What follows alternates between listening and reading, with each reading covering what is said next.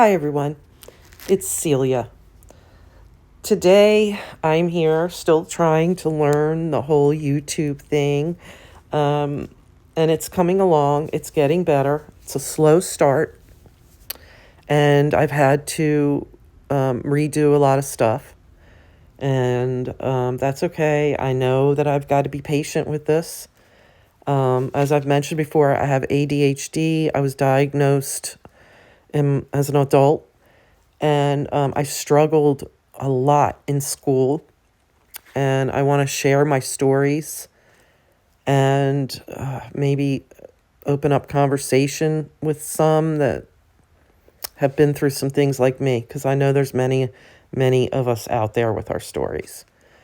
And so that's what I'm going to do here. I'll start with my demonstration here. I'm just using different hues of blues, and I'm using different tools, but mostly like your tools that you would expect to see, just scraping it on there. Sometimes I like to use unconventional tools that you wouldn't, like anything. I might see some kind of like nuts and bolts and screws that are laying around, and I think I can use that to make a painting interesting. So I'm using a little bit of everything.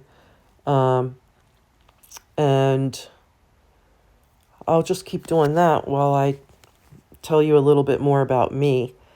I was born August 16th, 1969.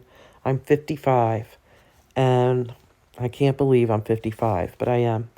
And I grew up in the 80s. I was a teenager in the 80s, and that was a blast. I wish I had appreciated it more back then, looking back at what a great time, a great era that was to grow up in.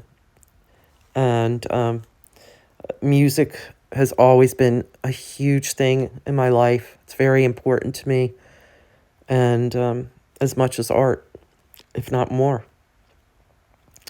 Um, I've One of my stories I was going to talk about was when I was very young. I went to kindergarten, and I loved kindergarten, and that was in our neighborhood elementary school.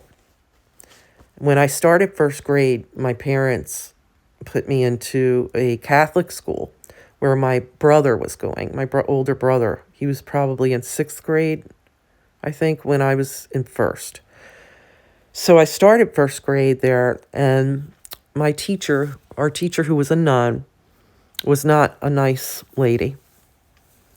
Um, One day, in class, and this is just I was afraid of her. I remember being scared and not wanting to go to school.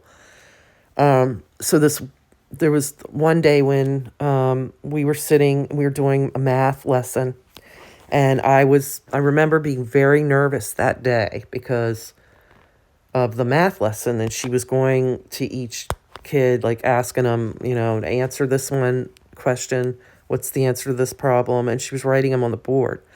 And they were like problems like, 3 plus 2, 1 plus 1, whatever it was. But numbers were really tough for me. I just, numbers were really hard, and I didn't get it. And she must have been probably pretty nasty to me or others before that, I'm sure, because of how nervous I was. And then I remember when she called on me, I kind of froze, and I was staring at the lesson on the board, and I didn't say anything because I didn't know the answer, and I was scared, and it was quiet, and I knew she was waiting, so I had to say something. So I got up the courage to say, I don't understand. And at that moment, she raised her hand and forced it way down quickly onto my desk, and had her face right up to my face, and yelled at me in front of the whole class of like, what, I don't know, I think it was like 33 kids in there, which is ridiculous.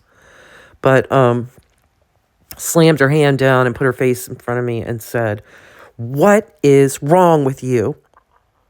Everyone else here understands it." And wow, that has never left me. I wish it had, but it just, everyone that knows me, my family, like they're all tired of hearing the story, but I just never was able, it just stuck with me. And there was another time when a friend of mine in that class and I were in the hallway, we were giggling at something, and she heard us, I guess, and she came out of the classroom, stood in front of us. We were side by side. She put one hand on the side of my friend's head, her other hand on the other side of my head, and pushed them together hard as if they were cymbals.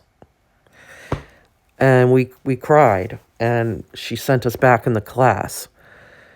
It was just terrible. And the first incident, I went home. I know I told my parents about it, and unfortunately nothing was done about it, which I think caused more pain to me than her actually doing it, because it would have been a validation to my young self if something had been done about her talking to me that way and saying that. I don't blame my parents. I believe that they were overwhelmed at that time, and my mother said that she, there's four of us. I was the youngest. I am the youngest. And years before that happened, my sister had fabricated a story about a teacher that she didn't like. And because of that, I mean, my mother had gone into the school and raised what about this teacher. And then a couple years later found out that it didn't happen like that at all. So I guess she was thinking, maybe I should hold back before I go in there and assume. I don't know. But I really wish something had been done, because I think it would have helped me heal from it better. Anyway, that was really tough. And to finish us up, by the time I was in the 4th grade at that same Catholic school, I remember, it must have been in November or December, it was before a Christmas break, that my mother showed up to the 4th grade classroom, and I saw her in the hallway crying while she was talking to my teacher. I think they hugged. And I was called out. My brother was standing there, and my mother crying, and we walked out of the front of school and never went back. And when we asked my mom, hey, what happened? She said they wanted us to leave. And we didn't get in trouble for this. My parents were really nice about the whole thing, as far as we were, they just told, that it wasn't our fault. And we knew it was an awful thing. It was wrong of them to do that. But, what could you do? And so my brother and I had to start new school, both of us. And so I went back to my elementary school, and my brother went to to our junior high school. And he did great. He was the reason they let him go was because they didn't want to deal with his hyper ADHD self. He's never been diagnosed, but he's hyper, so we're pretty sure it's ADHD with him. My ADHD was a lot different. I was very quiet, but I could never, ever focus as hard as I ever tried. I just couldn't. So the problem they had with me was teaching me, and the problem they had with him was his hyperness. He had great grades. He got straight A's. So they were just done with both of us, and that was that. And that just, that was really hurtful. And it was unfortunate. Now, as I grew up later, a lot of stuff happened in between that. But as an adult, I ended up being a early childhood teacher.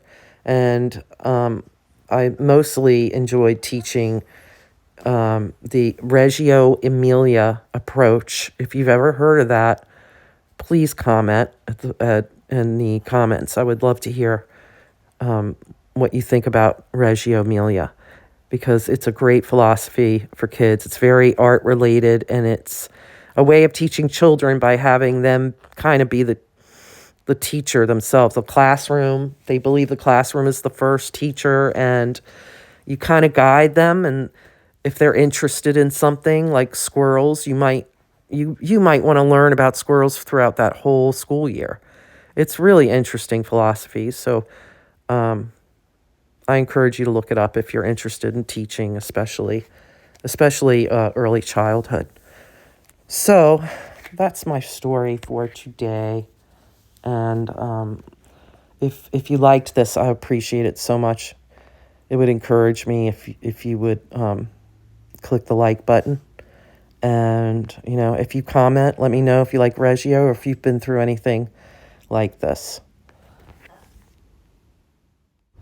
And before I go, I guess I'll just mention if you did.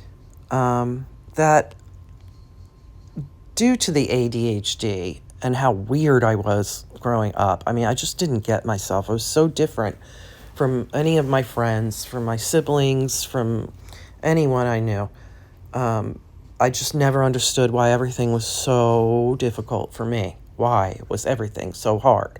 Why did people think I was lazy? Why couldn't they just believe me? And I had a hard time with jobs, keeping jobs. What jobs did I want? Different careers I would think of and almost obsess over. I, you know, I wanted to feel important, but not just for myself, but for other people. It was just like, I guess I just wanted to prove myself. And I was always wishy-washy about what was that thing that was going to make me special, what was going to make me stand out. In a lot of ways, I guess still feel like I'm trying to prove that to myself. And, it's just that it's not like I have the same low self-esteem as I did when I was younger, but there's still like that little bit of fight in me that feels like I need to prove myself. So that's where I'm at, but I'm working on it. I'm working on that. I'm working on my art, and yep. So I guess that's the show for today, folks. And if you're still listening and you stayed throughout this whole thing, thank you so much. Please like if you did. I appreciate it so much. And thanks again, and you can enjoy the rest of the video if you'd like. Have a good one.